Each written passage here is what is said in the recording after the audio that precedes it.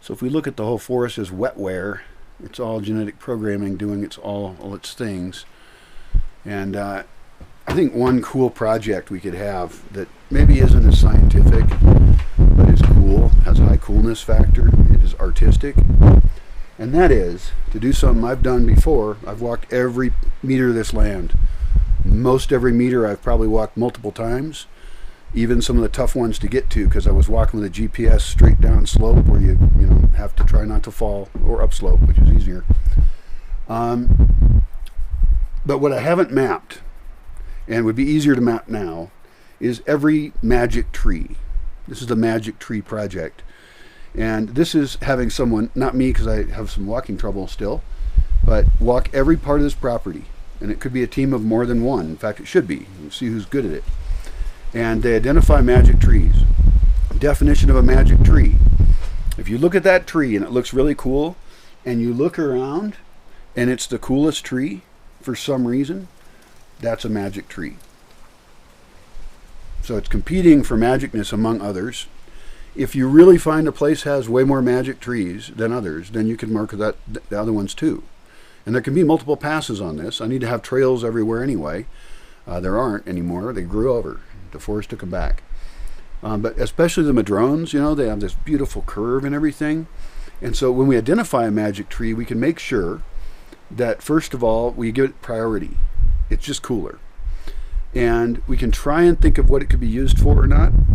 In most cases, it's just useful for looking at. But, if it was on a slopey spot, maybe we'd make a flat spot near it.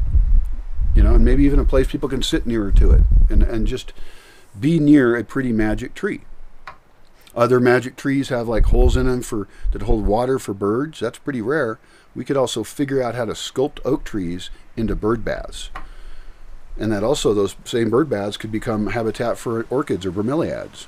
So, that's one of the tree sculpting things we haven't done yet. And of course, part of this process is we want to make our own magic trees. But before we start doing too much sculpting, we've done a little bit, but before we go really apeshit with it, we need to identify what's already out there and protect that.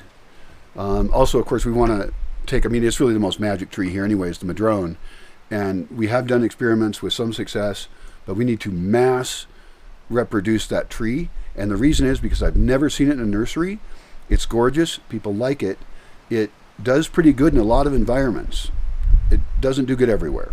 It's a little bit picky of a tree, but it's so cool looking. It's also called a strawberry tree. Anyway, so those are inherently magic trees. We could grow those and sculpt them in a 5-gallon bucket and set them on the way to looking really awesome, and then plant them in people's houses and have them pay us for it. I don't know how much somebody would pay for a definitely going to live, beautiful, curvy Madrone tree in their yard, but I bet you that there's gringos over there in Pátzcuaro and rich people come in from the city, and I bet you in their courtyard, many of them would love to have a beautiful Madrone tree. They are low care, fairly easy to sculpt and continue to sculpt. So you can decide you don't want a branch there, you can chop it, and you can even smooth that and make it look good. But the ones that we could sell would be ones that, maybe had 4 or 5 years minimum in the bucket. We could harvest them out of the forest as already seedlings that were growing in the middle of a road. Or what I really like the idea of doing is having big trays and be able to reproduce thousands of them.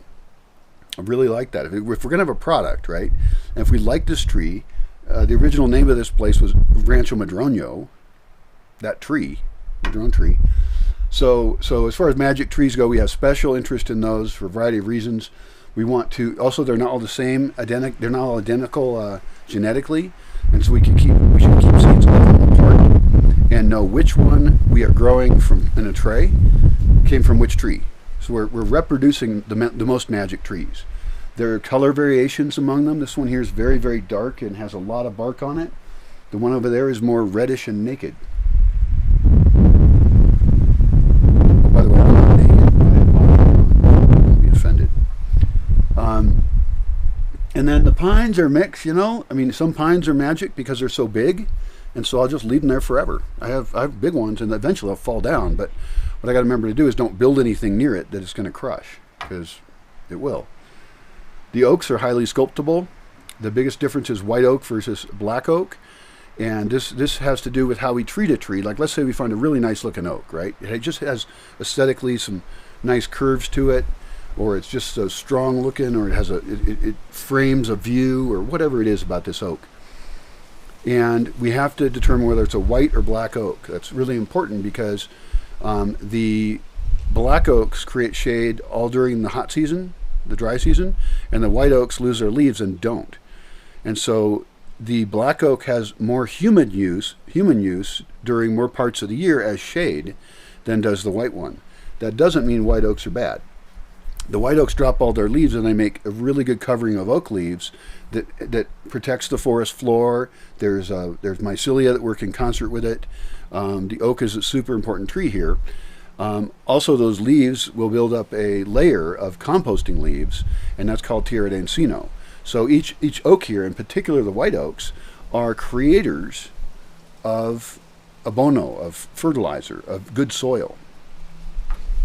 So I think that's really great. In fact, it's the best soil. It's the soil they sell around here. And I've got a factory of it laying around. So in the case of here, since I'm not planning on selling just straight tierra de encino, I don't think it's worth it. I would rather dump it into some other system and have it come out the end more enriched. In other words, use it as a basis for a higher quality of fertilizer. You know, I can talk about bat houses and other ideas that could fit in, but there's too much stuff to talk about in one thing. The point is that its best use may not be just as it is. Now, here where we are, because I want to cover up different places and mulch a lot of plants, a huge amount, here we want to harvest it and use it directly on the ground as much as possible and become experts at that, because it's a resource that's already here. But if I'm going to sell it, then I want to enrich it further with earthworms, with human manure potentially, although some people might not like that. Maybe we'll use that here. It might not be that sellable. Although, hell, if I sold it and I had a good price on it, and it could be seen as like high quality, then the real key goal here would be to get people to do it at home. If we can get them composting their own stuff at home and then have their magic human manure for their own garden in Oranga, could be done easily, then we've saved tons of water, and we've also gotten fertilizer that was going to become a problem, a civic problem, and now it's a solution within household. Pretty amazing. That's also why the experiments with the black soldier fly and the human manure are so important. One of the things I would want to do as an experiment is have a toilet, put in black soldier fly larvae, and then see if any black soldier flies ever fly up my butt. Because my concern is, and I have big chambers, so they might succeed there when they wouldn't in a bucket. I don't know. And my concern was that, first of all, I'm not harvesting the larvae, which is part of the point, right? And then they're just flying out of there, and maybe they'll fly up my butt, even if they're nice. Maybe they'll bump into it. I don't like that. So I'd have to get an answer to that question, because the only way in or out of my type of composting toilets is through the seat, you know, and then there's a vent too. But it's not set up for black soldier flies. It's set up for dung beetles and composting worms. So we have to check into that. But low tech is good tech. Let us use the life around us to mold our correct place within it.